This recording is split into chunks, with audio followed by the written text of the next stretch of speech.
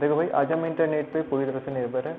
सुई से लेके एरोप्लेन के टिकट तक हम इंटरनेट के माध्यम से प्राप्त कर सकते हैं और हजारों मीलों दूर बैठे अपने दोस्तों से या अपने रिश्तेदारों से सिर्फ एक क्लिक पे वीडियो कॉल के माध्यम से रूबरू हो सकते हैं।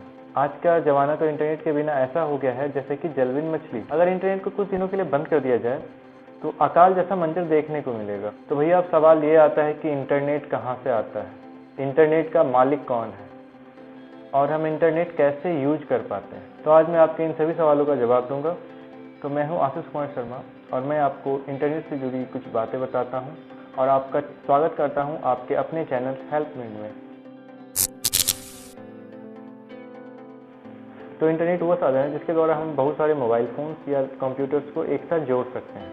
तो भाई सवाल ये भी आता है कि हम बहुत सारे फ़ोन्स को या फिर कंप्यूटर्स को तार के माध्यम से भी जोड़ सकते हैं। तो हम ऐसा कर सकते हैं, लेकिन ये पॉसिबली इम्पॉसिबल क्योंकि ये वायरिंग बहुत ही ज़्यादा कॉम्प्लिकेटेड हो जाएगी। तो चलिए इसको एग्जांपल के थ्रू समझते हैं कि हम सारे कंप्यूटर्स को और मोबाइल फ़ोन्स को तार के माध्यम से क्यों नहीं जोड़ सकते और क्यों ये पॉसिबली इम्पॉसिबल है। तो अगर हमें 10 कंप्यूटर को कनेक्ट करना है तो उसके लिए हमें हर कंप्यूटर में 9 सॉकेट और 10 कंप्यूटर कनेक्ट करने के लिए टोटल 45 तार लगेंगे। तो आप अनुमान लगा लीजिए कि इस पूरे दुनिया में बहुत सारे कंप्यूटर है और सबको एक दूसरे से जोड़ना है तो हमें कितने तारों की आवश्यकता होगी और हर कंप्यूटर में कितने सॉकेट होंगे।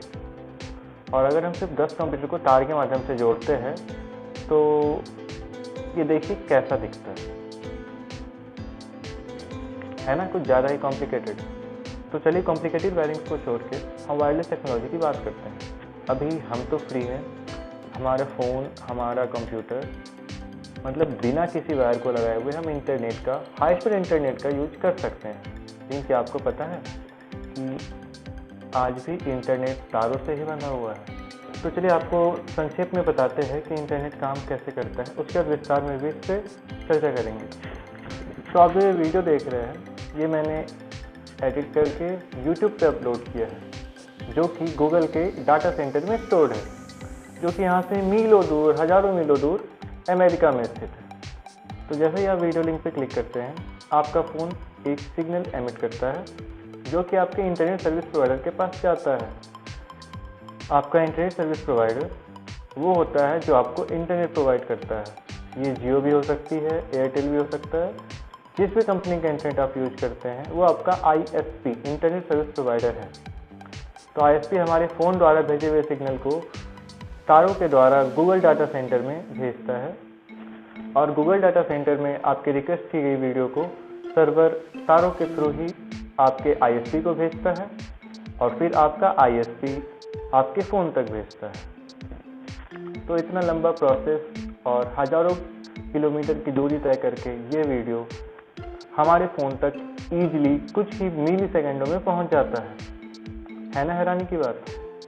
तो ये डाटा इतनी जल्दी हमारे तक कैसे पहुंचता है। पूरी दुनिया में अलग अलग देशों की गवर्नमेंट ने कम्युनिकेशन और डाटा ट्रांसफ़र करने के लिए हज़ारों मीलों दूर ऑप्टिकल फाइबर बिछाया है। तो भैया ऑप्टिकल फाइबर जो होता है ना वो डाटा को हाई स्पीड ट्रांसफ़र करता है और 3 लाख किलोमीटर पर सेकेंड की स्पीड से डाटा ट्रांसमिट होता है ऑप्टिकल फाइबर में। इसीलिए हम बहुत ही तेज़ी से डाटा को एक्सचेंज कर पाते हैं। मतलब यहाँ से मैंने सिग्नल भेजा और ये कुछ ही मिली सेकेंड्स में गूगल के डाटा सेंटर पे गया, वहाँ से वीडियो लेके हमारे पास पहुँचा दिया।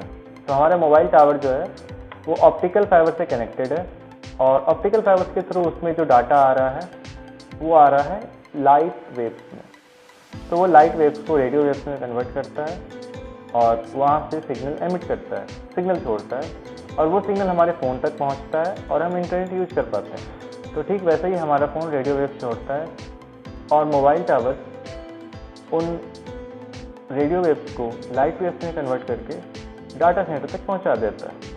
और अगर वाईफाई का केस देखें तो वाईफाई के केस में डायरेक्ट ऑप्टिकल फाइबर हमारे घर तक आता है जो कि हमारे रूटर से कनेक्टेड होता है और हमारा वाईफाई रूटर लाइट वेव्स को रेडियो वेव्स में कन्वर्ट करता है। और ठीक वैसे ही जैसे मोबाइल सिग्नल काम करता है ऐसे मोबाइल टावर काम करता है, बस हमारा वाईफाई रूटर भी वही रोल करता है ऑप्टिकल फाइबर से लाइट वेव्स को रेडियो वेव्स में कन्वर्ट करता है और हमारे रेडियो वेव्स को लाइट वेव में कन्वर्ट करके सिग्नल सेंड और रिसीव करता है। तो अब सवाल ये भी आता है कि इतना एक्यूरेटली हमारे द्वारा रिक्वेस्ट किया हुआ डाटा हम तक कैसे पहुंच जाता है। तो जैसे हमारे पास अपना आधार कार्ड है और उस आधार कार्ड में एक पर्सनल यूनिक आइडेंटिफिकेशन नंबर होता है जिसे हम UID कहते हैं। तो वो जो नंबर होता है वो पूरी दुनिया में और किसी के आधार कार्ड का नहीं हो सकता है। तो मतलब वो हमारी पहचान है। तो वैसे ही हमारे लैपटॉप और हमारे फ़ोन्स में भी एक पर्सनल यूनिक आइडेंटिफिकेशन नंबर होता है जिसे हम IP एड्रेस के नाम से जानते हैं।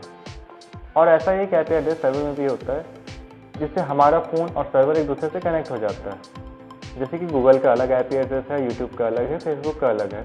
तो हम जैसे ही यूट्यूब का IP एड्रेस डालते हैं अपने फ़ोन में, अपने ब्राउज़र में, तो वैसे ही हमारा फ़ोन उस सर्वर से कनेक्टेड हो जाता है। वहाँ से हमें जो डाटा चाहिए होता है, जैसे हम कोई डाटा रिक्वेस्ट करते हैं तो यहाँ से सिग्नल जाता है रेडियो वेव्स में टावर तक, टावर से लाइट वेव्स में ट्रैवल करके सर्वर तक पहुँचता है और सर्वर से वैसे ही डाटा लेके वाइस वर्सा हमारे फ़ोन तक पहुँच जाता है। तो अब बात करते हैं कि इंटरनेट का मालिक कौन है। वैसे तो इंटरनेट का कोई भी मालिक नहीं है। तो अलग अलग कंपनी अलग अलग सर्वर होल्ड करती है। जैसे गूगल के पास उसका अपना सर्वर है, फेसबुक के पास उसका अपना सर्वर है, और भी जितनी बड़ी बड़ी कंपनियां हैं या जो भी वेबसाइट है वो अपना अपना सर्वर लेके रखती है।